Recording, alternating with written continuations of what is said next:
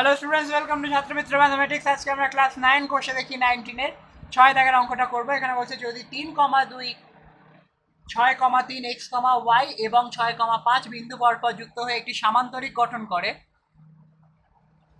তাহলে x y কত হবে হিসেব করি। তো চলো আমি এটা ধরে নিচ্ছি a এবং এটা ধরছি b, এটা ধরছি c এবং এটা ধরছি d। তাহলে মনে করি, প্রথমে আমি মনে করছি একটা সামান্তরিক।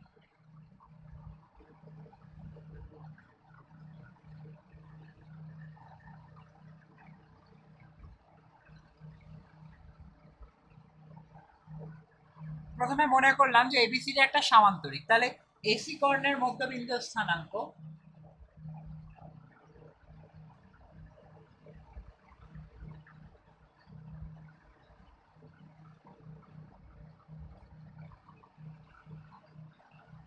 সেটা যদি বার করি, তাহলে এসি মানে 3 plus x by 2 comma 2 plus y by 2 এটা, এবং বিডি কর্ণের মধ্যবিন্দু স্থানাঙ্ক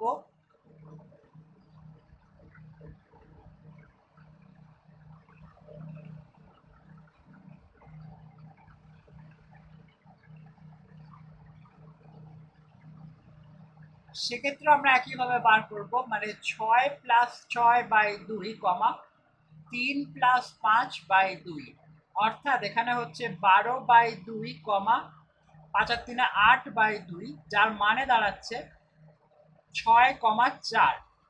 তাহলে যেহেতু এটা একটা সামান্তরিক, তাহলে মধ্যবিন্দুর স্থানাঙ্কগুলো সমান। তাহলে লিখছি এবিসিডি সামান্তরিক হওয়ায়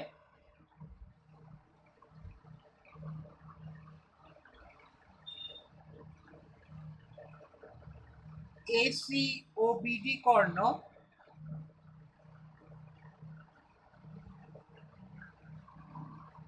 কর্ণ পরস্পরকে সমদ্বিখণ্ডিত করে।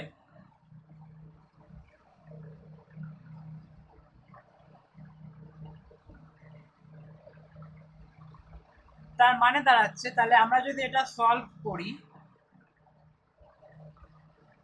তাহলে শর্তানুযায়ী লেখা যায়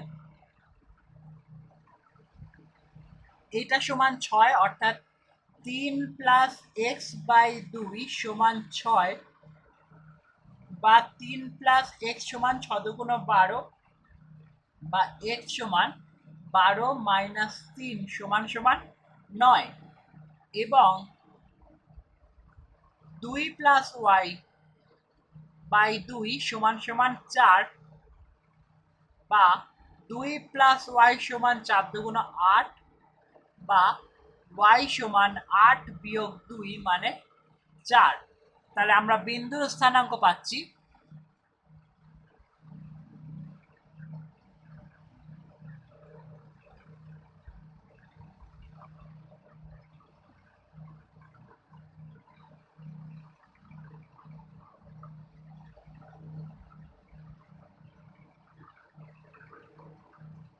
এটা রয়েছে 4,